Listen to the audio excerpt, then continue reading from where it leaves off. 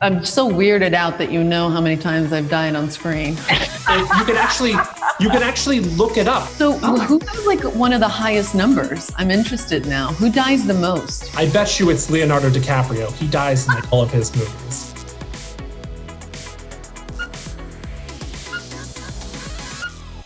Hey, David.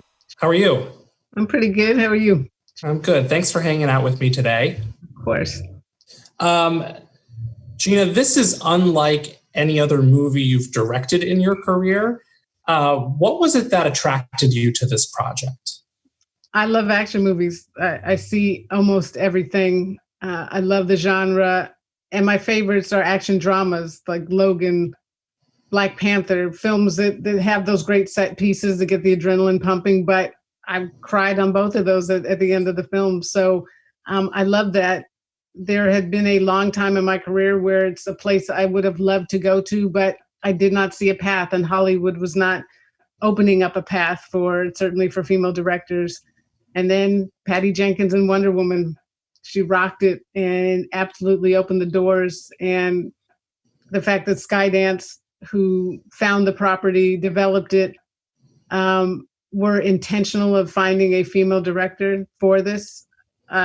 I will always be grateful because it was that door that was finally opened and gave me the opportunity to tell this story that I fell in love with. I love the story. This tragedy of immortality is something that I never would have thought about immortality. I always thought it'd be something amazing and cool to have, but to know the reality of that, I just thought that story and these characters' search for purpose was something that elevated this and gave me the opportunity to do an action drama.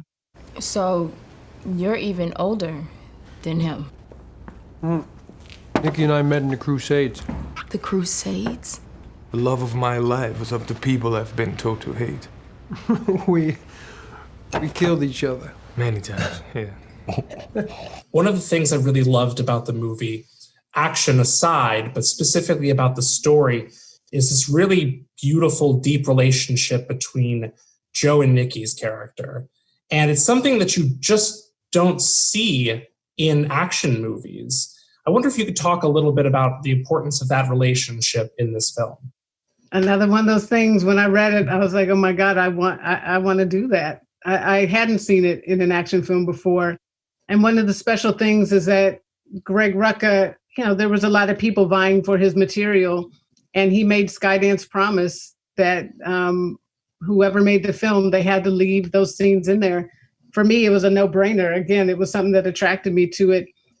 And then to cast it, to find Marwan Kenzari and Luca Marinelli, like Marwan wanted to do the film for that scene in the armored car. Like, I want to say that speech. So the fact that both those men just dove right in, had such a passion for their characters, wanted to be a part of something different and special, and gave everything to it. I just thought it was such a unique relationship that we hadn't seen, and I loved working on it.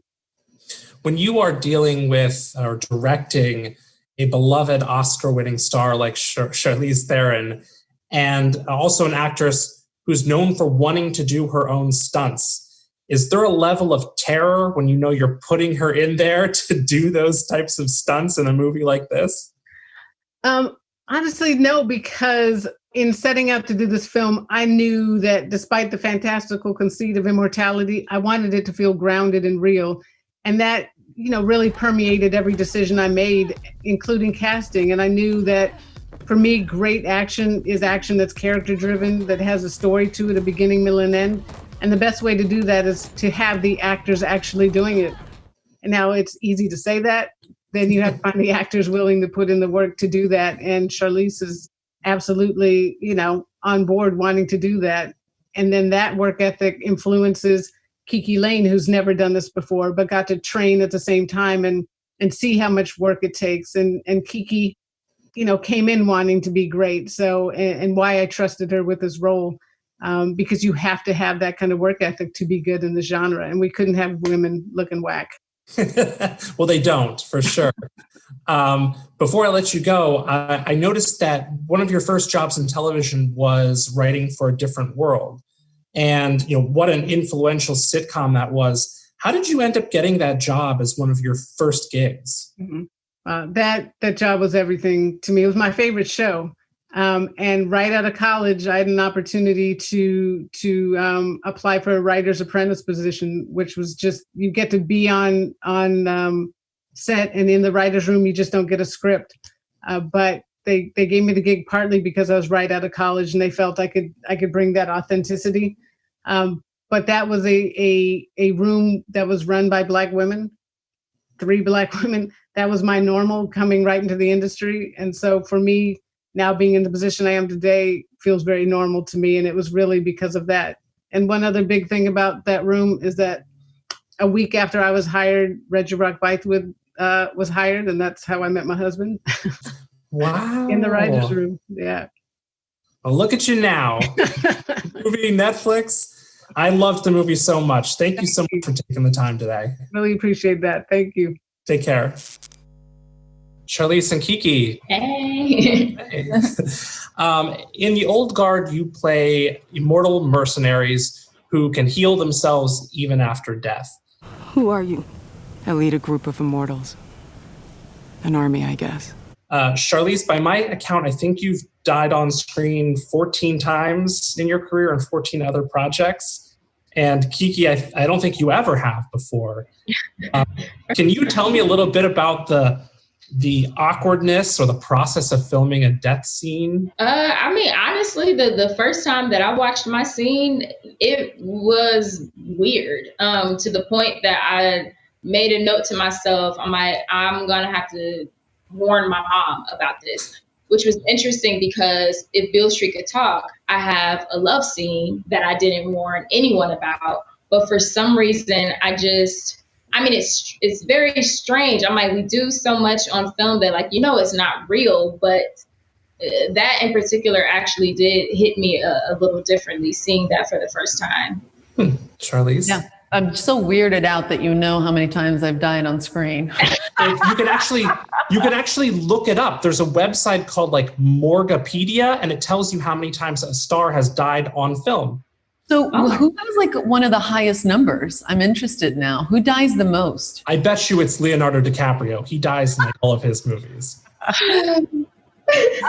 I have a very, when you brought this up, I remember the first movie I ever did, I died in. But before I died in the film, I had to be in a scene, or not in a scene, but I was on the set one day. God, I miss him. Danny Aiello was in the film. It was 2 Days in the Valley, and he was doing his dying scene. And he was just this incredible mentor who just, every day he would take me in under his wing, my first movie experience. And he everything he did, he was like, let me tell you about that. And when he did this death scene, I just remember he said to me, "You can never take long enough dying." He's like, no matter what a director tells you, he's like, die at your own pace. And I remember watching it take, and he literally took forever to die in the scene. And not, at that time in my life, not understanding editorial or anything like that, I was like, how are they going to keep that in the movie? That's the longest death I've ever seen in my life. But it just reminded me of him because it is a weird one. It's definitely a strange thing the first time you see yourself dying on and I can't imagine being a mom and seeing your daughter doing that. And I agree with Kiki. I think my mom had more issue with watching me die on screen than, showing my boobs or having a love scene. Kiki, your character Niall has this incredible close quarters fight with the character of Andy. And being someone, Charlize is so well known for doing her own stunts and having these amazing fight sequences. What was it like for you going into that, knowing that you gotta bring the same energy to that scene? It was crazy, especially because that was week one of filming, was us shooting that scene. But I think it was a great way of just getting me, thrown into the genre, but also an opportunity that, as much as the action is important, it's about the relationship between Andy and Niall. So being able to lean into that and just use the fighting as just a way to dig deeper into that relationship. So if at any point I was feeling a little like, oh my goodness, about the action, I could lean into the relationship, and just the action is just an extension of that.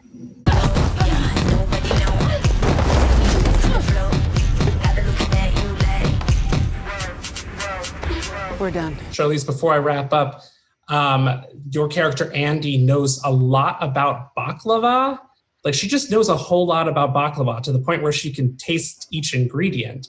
And I wonder if you have any unusual subject that you know a lot of information about. Oh my gosh, that's a really interesting one. I don't know if it's like a particular subject. I don't know. I mean, I feel like growing up in South Africa, there's definitely, and also my parents had a road construction company. And so my dad was an engineer, and people were always kind of like building engines around me. I have a weird amount of knowledge about car building and spark plugs and car timing and things like that. And I've been in my friends' cars, you know, when their timing is off and they get to the stop and the car just, I'm like, that's your timing. And like, people are always, you know, like, why are you Fast and Furious? I'm like, I actually really like car culture. And people are always so shocked to know that, but it's just how I was raised. Awesome. Well, the movie is so good. Thank you so much for taking your time with me today. I appreciate it. Of course. Thank you. Take care. Hey, guys. Hello. Hey, David. Hi. You got a cool collection of stuff in the background up there. Thank you. It's all my toys and knickknacks. We see Batman. Who else is up there? Ewok, Baby Yoda, Ewok, Pinky and the Brain. The one on the right, is that from the Ghostbusters? Yeah, that's the Stay Puft Marshmallow Man. Yeah. How cool was that movie, The Ghostbusters? That was a cool movie. Wasn't it? Still one of my favorites. Well, jumping into it, Marwan, when I talked to Gina, she said that you wanted to do this movie simply for the armored car scene. Can you tell me a little bit about why that moment in the movie was important to you? Well, to be very honest, I just read a book that I really loved, and there's a scene in the book between two men where one of the protagonists explains to the other one why he's who he is and why he's so special. And I was emotional when reading it. And when I read the script, I felt that armored car scene was the heart of Joe's character. And that's why I fell in love with it. So when I had that conversation with Gina, it was clear that scene was extremely important. Luca, I couldn't help but notice that almost every movie you do lands you a Best Actor nomination or award, which bodes well for this movie.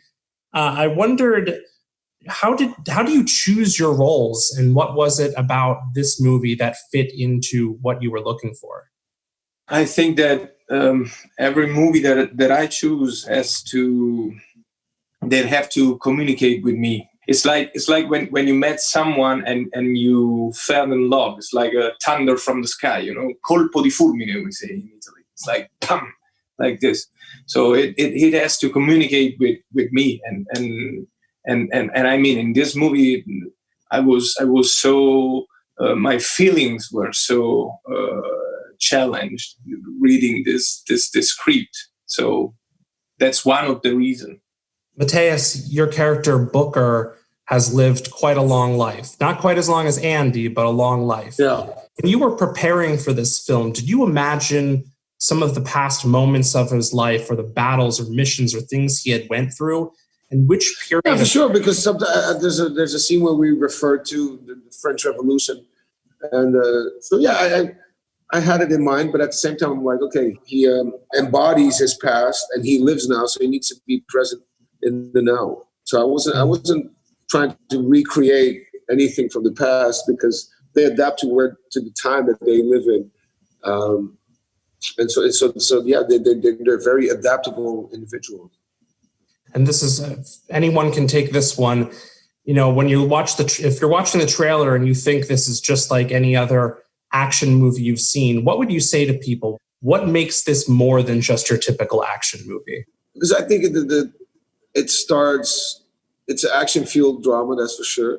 But it always starts from within the emotional realm of each individual character. So I think it's very relatable in terms of approach when you compare it to other superhero movies. I think we have a more human quality to it, I think. Well, thank you so much for taking the time with me today. I appreciate it. Thanks, Dave. Take care, guys. Hey, guys. Hey. Hi. Thank you for hanging out with me today. Chiwetel, without giving too much away, I'll say that your character Copley has a complicated relationship with the old guard. On a scale of hero to villain, where would you put him and why? Well, that's a great question. I would put him at a 5. I think I can get you one. No, not one. Oh. These are extraordinary individuals. They are extremely resistant to capture. I think that he has heroic qualities. You know, he has. I have a lot of empathy for this character. You know, because he is doing stuff that he believes is helping and is positive. You know, but he is also crossing all of his own ethical and moral lines to try to do it, and that puts him in a completely different space. And so, on balance, you know, I do, and that was the kind of that's the line we were trying to tread. I think is in truth with Gina was that idea of trying to maintain a degree of empathy for this character, even though he sometimes maybe doesn't entirely deserve it. Mm. Harry, I've loved your work the last few years so much, particularly Buster Scruggs was just incredible in that. I feel like you've lived 2 lives in this industry, one before 2010 and one after. How has that first life formed the work you do and the roles that you go after in the current life? Yeah, I mean, it feels that I've sort of had 5 lives, to be honest. I'm only 31. No, but Harry Potter was a long... Harry Potter felt like a long time ago. I was 10 when I first did that. So I you know, it kind of, it feels like a distant memory. So in terms of how that informed me, I don't know if I would be able to articulate that, to be honest. Certainly in latter years, you know, I went to drama school, and then I did a lot of theatre, which was an amazing education, and then TV, and eventually was lucky enough to work with the Coen brothers. So I guess that is sort of the trajectory. But I think you are right in saying that you know, it's I think it is a notoriously difficult thing maybe to try and bridge the gap between being a child actor and an adult actor, and I will continue to try and do that. One of the little plot points or character items that I loved about Charlize's character, Andy, is that she can taste all of the ingredients in a baklava and identify them. She knows a lot about baklava. And I wondered if either of you have some random subject that you know a lot of information about. I went through a phase of, I couldn't actually tell you now what they are, but I went through an obsession with light bulbs. So wow. I wanted to change all the lights in our house to LED lights, but I had to make sure the LED lights were similar to halogen lights, because LED lights are sometimes a bit more sort of fluorescent. So I went on this sort of mad, crazy hunt to try and find the perfect equivalent of a halogen light. But that was a year ago, so I haven't really retained any of that information, but that just sprung to mind. Chiwetel? Before it all blew up and became a big thing that we know it to be now, I was into comic books. And so as a teenager, that was, you know, in 2018, all of those kind of, from that sort of era, ABC Warriors and that kind of thing. And so I was, it was interesting as it became this much larger thing. You know, Alan Moore used to be my own little secret, you know, and then suddenly, you know, everybody knows about it. And, you know, and it's sort of diminished, you know, my sort of cool factor with that. So, so since then, I haven't really developed anything that I think is like my obsessional thing that is mine alone. Well, I'm glad the old guard will no longer be comic book fans' little secret. Everyone will know about it. And the movie is fantastic. Thank you. Thank you so much for taking time with me today. I appreciate it. Hi, guys. How you doing? We're doing okay. Good. Greg, for the uninitiated, I wondered if you could start out by telling everyone a little bit about where the idea for the Old Guard originated. It comes from two places, really. It comes from a fascination with a particular type of military ghost story about the mysteriously vanished ghost platoons and lost companies that suddenly appear in times of crisis and render aid. And the other big element is obviously, in the idea for Andy, in this concept of this woman who was so old and had experienced and learned and lost so much because she had quite literally millennia of experience behind her, and what the burden of that would be, as well as the benefit. That here's this woman who can speak any language, can use any weapon. There's nothing you're going to be able to pull out on her that she hasn't seen before in a lot of ways. But the downside of all that, all of the loss that she has experienced, the disconnect that she may be feeling with the world around her, those were things that I was very intrigued by, and they sort of came together in this weird marriage that became the Old Guard. When you watched the movie, was there a scene or a moment or a character and you said, wow, this is exactly as we pictured it or imagined it when we wrote it or drew it? Yeah, it's the shot in the truck, in the back of the truck, Nikki and Joe. It was just the moment that I arrived to the studios. It was the first shot that I could see they were making. And the funny thing was that I knew the dialogue, in my head. And hearing that words from somebody in such an emotional time like that, it was, well, if I have to go back right now, I'm okay with it. I mean, this paid for a whole experience. It was incredible. If you could take these characters and go backwards and witness them in any time period in their lives or any battle or any specific mission, where would you go? Oh man, wow, that was mean. Wow. I'd want Booker, so it's got to be after he joins. I'd be curious about them at Waterloo. I think I would have been curious to see Waterloo. That's probably the safe, lazy answer. I'd probably want to do a little more digging before I really bit into that. Though I am curious about, I think seeing them during the First World War would have been something as well. Because that was such a changing point in warfare and such a different iteration. It opened up a whole new level of man's inhumanity to man, that seeing how they coped and how they tried to combat that would be intriguing and probably heartbreaking. Great. Well, even so, I can't wait to see those movies. So I look forward to that. All right. Thank you so much for taking the time with me today. Yeah, man. Cheers. Thank you. Thanks, guys. Bye. Who are you? You can call me Andy. I lead a group of soldiers. Fighters, like you. With an extremely rare skill set. What do you mean? These are extraordinary individuals. They are extremely resistant to capture. They're going to lock us up and weaponize us. But they've never faced an army like ours. You've got questions, kid. You want answers?